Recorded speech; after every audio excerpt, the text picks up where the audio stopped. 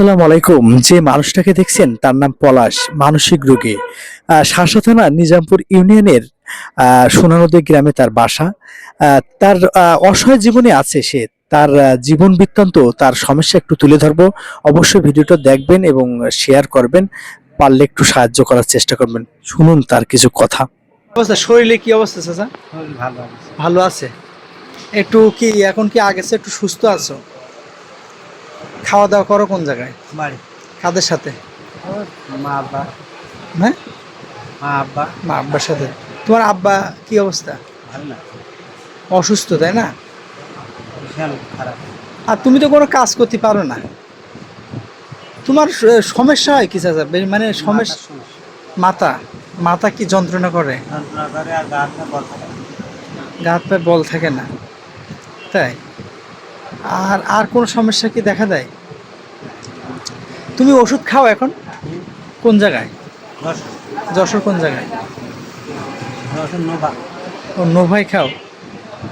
তাই টাকা পয়সা কি কে কে দেয়? ও বাড়িতে জোগাড় করি। তুমি তো কাজ করতে পারো না, তাই না? কষ্ট হয়ে যায় তো, চলা খুব কঠিন হয়ে যায়। তো পলাশ চাচা খুবই ভালো ছেলে, পড়াশুনো করতো, তার সুন্দর জীবনযাপন ছিল, কিন্তু সবই কপাল। পেরেন্টের একটু সমস্যার কারণে চাচা এখন চলতে ফিরতে সেমন পারে না। মাঝে মধ্যে আসে বাজারে, সবার সাথে দেখা সাক্ষাৎ করে, কিন্তু প্রচণ্ড পরিমাণ ব্রেনের সমস্যা, আলাভোলা মতন সেভাবে চলতে পারে না। তো হালকা একটু চিকিৎসা ভালোভাবে করা হলে পলাশ চাচা আবারও ঠিক হয়ে যাবে, কিন্তু ব্যয়বহুল খরচ আছে হয়তোবা। আর তার বাবাও প্যারালাইসিস, তাই না? প্যারালাইসিস, সেভাবে তার বাবার চিকিৎসাও করতে পারে না, অসুস্থ। এবং একটা বড় ভাই আছে, তার সংসার ধর্ম আছে, সে তার ফ্যামিলি নিয়েতেও থাকে। এখন এই ছোটো ভাইটা আর কত দেখবে, দেখে তো মাঝে মধ্যে নাকি। তো পলাশ চাচা দেখে, কিন্তু একটা একটা মানুষ, চাচা তুমি কি বিয়ে করেছো? বিয়ে করিনি। একটা মানুষ মানে চোখের সামনে দেখেন কতটা মানে ধ্বংসের পথে যাচ্ছে, কিন্তু হালকা একটু চিকিৎসা করলে এসব পলাশ আমাদের মাঝে আবারও থাকবে, হাসি আনন্দ এর কি ঠাট্টা সবই করতে পারবে, আবারও সে একটা সংসার পাততে পারবে। কিন্তু সঠিক চিকিৎসা না থাকার কারণে পলাশ আগের মতন চলতে পারে না, ফিরতে পারে না। বাজারে আসে, এক পাশ দিয়ে আসে, এক পাশ দিয়ে যায়, হয়তো বা কারোর সাথে কথা বলে, কারো কাছে 2 টাকা চায় যে একটা পান খাবে। সিগারেট কি খাও আঙ্কেল? অল্প অল্প। অল্প অল্প সিগারেট খায়। তো পলাশ তার জীবন আকিজ আকিজ কলেজিয়েট স্কুল ওখানে পড়তো চাচা, আর আমি দেখেছি তার মেধা। সায়েন্সের ছাত্র ছিল তুমি, তাই না? হ্যাঁ, সায়েন্সের ছাত্র ছিল পলাশ চাচা। তো আছে আমাদের সমাজে অনেক মানুষ আছে যারা অল্প সাহায্য সহযোগিতা করলে এই পলাশ আমাদের মাঝে আবারও চলতে পারবে, ফিরতে পারবে, কর্ম করে খেতে পারবে, কিন্তু হয়তোবা সামান্য একটু চিকিৎসা। তো যারা আমার এই পলাশ আঙ্কেলকে দেখছেন, আমার সাথে দেখা সাক্ষাৎ করে, আঙ্কেল আসে মাঝে মধ্যে আমার দোকানে আসে। তো একটা পান খাওয়ার ইচ্ছা থাকলে দেখা যাচ্ছে এক জাতে 5 টাকা নিয়েছে, 2 টাকা শর্ট পড়লে আসে যে চাচা 2 টাকা, কোনো দাবি দেওয়া, কোনো জোর জাল জোর টোর কিছু নেই তার। সে অন্যরকম একটা মুহূর্তের ভিতর থাকে।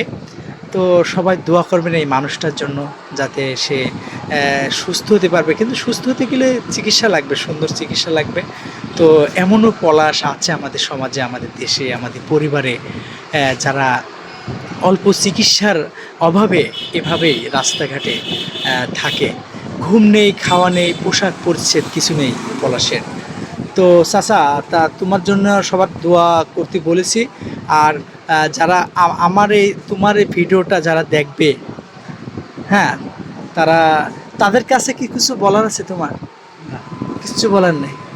তোমার একটু চিকিৎসা যারা কেউ যদি করায়, তো তুমি একটু বলার নেই এমন কথা? চিকিৎসা করানো হলে চিকিৎসা টাকা পয়সা লাগবে, টাকা পয়সা বাদে তো চিকিৎসা হবে না। হ্যাঁ, হ্যাঁ। টাকা তো পলাশ চাচা সিমসামে থাকে। একটা মানুষের ব্রেনের সমস্যা হলেও সে ময়লা থাকে, কিন্তু পলাশ চাচা সব সময় নিট অ্যান্ড ক্লিন। পরিষ্কার পরিচ্ছন্নতা, সে আগাগোড়াই এমন। তার হচ্ছে তার তার যারা চেনে তারা জানে পলাশের ব্যাপার।